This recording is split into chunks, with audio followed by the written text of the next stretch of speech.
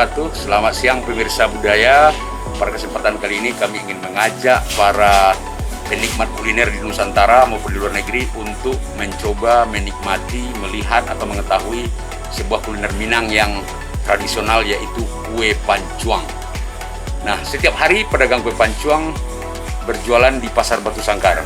Sekarang kami sebagai tim yang mencari kuliner-kuliner tradisional akan menghunting eksistensi kue pancuang tersebut. Yuk, kita berangkat.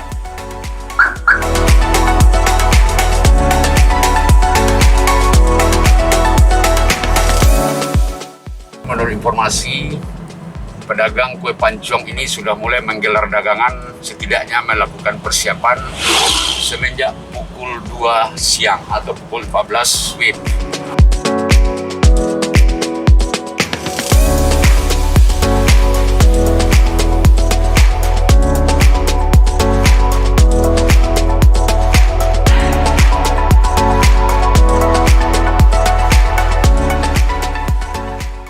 Pemirsa mungkin perlu tahu juga bagaimana sejarah kue pancuang ini. Dari beberapa referensi yang kita coba cari, kue pancuang ini berasal dari kata kue pancong kalau di Betawi dan Sunda.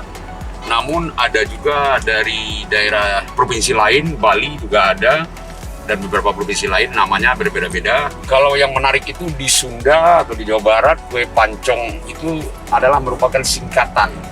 Artinya pantat dicongkel, tapi apa benar seperti itu? Wallahu alam. Nah, namun kue pancuang yang di Sumatera Barat, di Batu Sangkar ini juga mungkin punya sejarah sendiri bagaimana namanya, kok bernama kue pancuang. Nah, nanti akan kita buktikan di tempat pelestari kue pancuang yang masih setia berdagang sampai hari ini. Menurut informasi bisik-bisik tetangga, beliau ini sudah menjual kue pancuang dari neneknya sampai orang tua sampai dia yang sekarang, berarti udah 3 turunan. Apakah sama kue pancuang yang ada di Minangkabau ini dengan kue pancuang yang ada di Jawa, dan apa perbedaannya? Nanti kita buktikan pemirsa.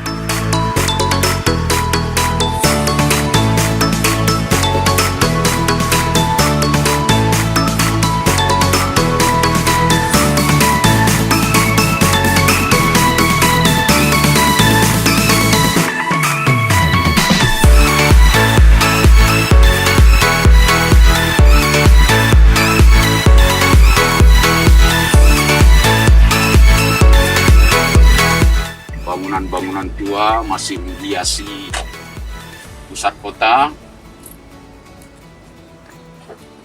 Yang mungkin sedikit mengganggu perhatian adalah jalur kabel listrik dan telepon yang simpang siur atau tak tentu arah di kota Batu Sangkar.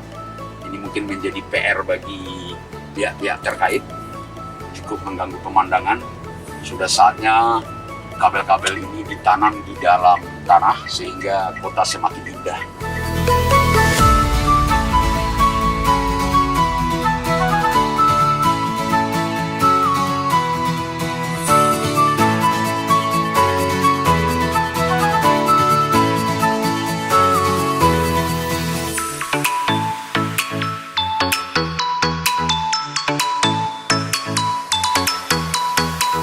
Nah, jadi Ibu Nina berjualan setiap hari di sini? Ya. Ya. Dari pukul 2 sampai malam. Nah, ini mengeluarkan, ini apa namanya? Cetakan yang terbuat dari kuningan. 1, 2, 3, ada berapa satu cetakan itu? 12. Kenapa mesti 12?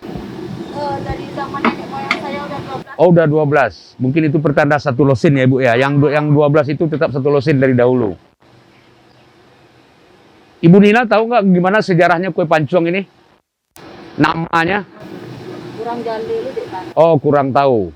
Tapi dari pemirsa, dari beberapa referensi yang kita baca, bahwasan kue pancuang ini di daerah lain juga ada.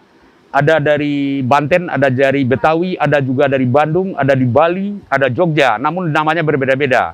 Yang paling menarik itu adalah kue pancong dari Jawa Barat, itu singkatannya pantat dicongkel. Artinya bagian bawah itu memang dicongkel supaya dia keluar dari cetakan. Namun menurut dugaan saya, kue pancuang Minangkabau ini bukanlah artinya pantat dicongkel. Mungkin ada sejarah yang bisa kita teliti lagi supaya kue pancuang itu memang terbukti benar-benar kuliner khas Minangkabau.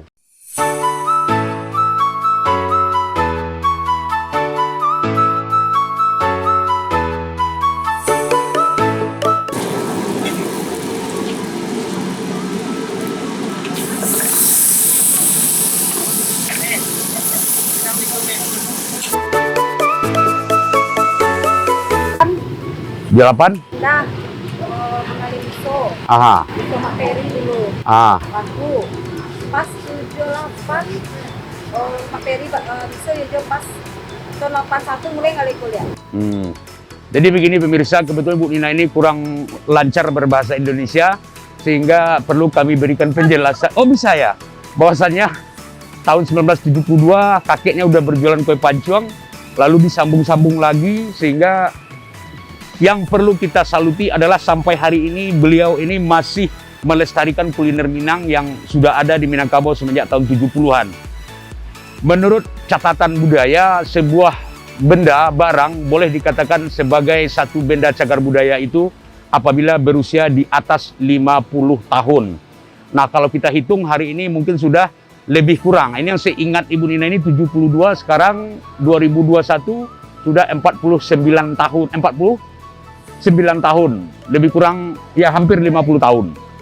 Sudah wajar didaftarkan sebagai salah satu benda cagar budaya yang ada di Indonesia ke Kementerian Pendidikan dan Kebudayaan.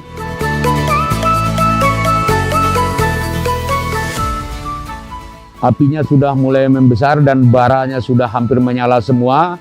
Mungkin sebentar lagi Ibu Nina ini akan mulai memasukkan atau mengaduk atau adonan yang sudah ada itu dimasukkan ke dalam cetakan. Itu masaknya berapa lama? Kalau panas cetaknya 5 kali dulu. Nah, berarti kalau cetakannya udah benar-benar panas itu dalam jangka waktu 15 menit sudah matang dan bisa dinikmati. Barangkali pemirsa sudah tidak sabar seperti apa proses pembuatan kue pancuang ini, dan saya yakin generasi milenial hari ini juga mungkin banyak yang tidak tahu bagaimana proses membuat kue pancuang ini sehingga menjadi sebuah kuliner khas yang ada di Minangkabau. Kalau boleh tahu ini peralatannya ini namanya apa? Pencongkelnya. Pencongkel, bahasa Minangnya apa? Cangkuak atau apa atau pisau? Iya betul, cangkuak. Ya, jadi sebelum diisi diberi ini dulu, dibersihkan dulu. Minyak sama telur. Biar cetaknya nggak lengket. Nah, pemirsa, ini sudah mulai dimasukkan atau dituang ke dalam cetakan dan insya Allah dalam waktu 15 menit ini akan matang dan bisa dinikmati. Kalau boleh ini tepungnya tepung beras. Ya, terigu. Ada beberapa macam bumbu yang perlu kita persiapkan untuk ini.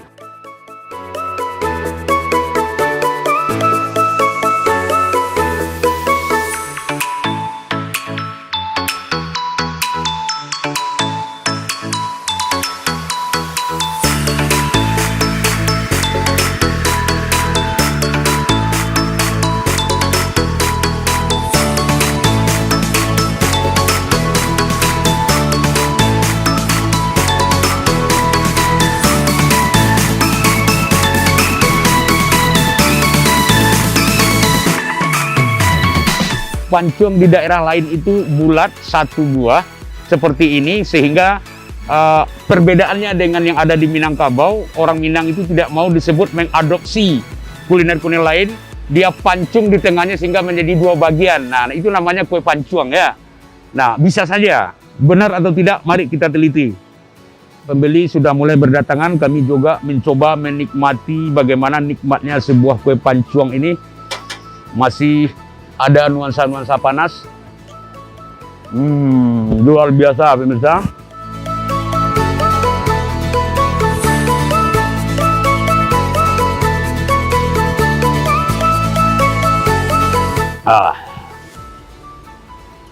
Bagaimanapun kita harus menjaga prokes.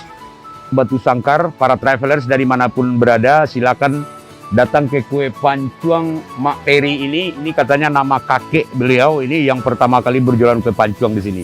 Rasanya masih dipertahankan, tidak banyak modifikasi, sehingga membuat selera pemirsa jadi menu Nusantara.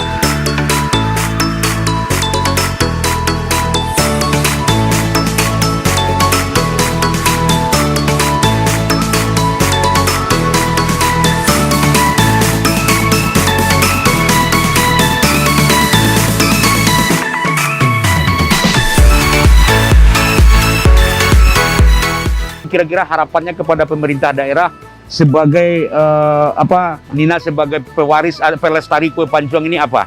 Perhatikan pedagang kecil. Agar pemerintah daerah memperhatikan pedagang kecil.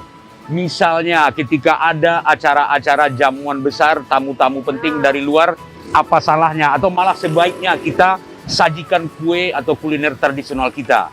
Tidak mesti di kantor bupati, DPRD itu, di dinas manapun itu selalu dengan kue-kue modern. Toh kita punya kue pancuang yang spesifik.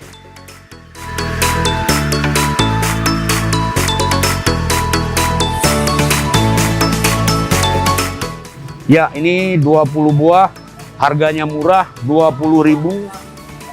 Terima kasih sekali. Pemirsa, karena beliau ini adalah merupakan salah seorang pelestari kuliner lokal Minangkabau kue pancuang sesuai dengan amanat Undang-Undang Kemajuan Kebudayaan Nomor 5 Tahun 2017. Ini adalah salah satu bagian dari UPK yang perlu kita lestarikan. Kami dari Jurnal Minang TV, juga podcast dan media online memberikan penghargaan kepada Ibu Nina. Semoga bermanfaat, semoga laris manis dan tetap dipertahankan. Ya. Sesuai dengan informasi yang diberikan oleh penjual kue pancuang tadi, kue pancuang itu akan lebih nikmat jika diminum dengan secangkir kopi atau teh pada sore hari. Ya, waduh pemirsa, ini sangat memancing selera. Saya yakin saya bisa habiskan setidaknya 10 kue pancuang. Mari kita coba. Bismillahirrahmanirrahim. Luar biasa pemirsa, kue pancuang yang masih hangat-hangat diminum dengan secangkir kopi. Aduh, memang luar biasa kuliner Minang yang ada kue pancuang dengan kopi khas Minangkabau Lapau Uwan.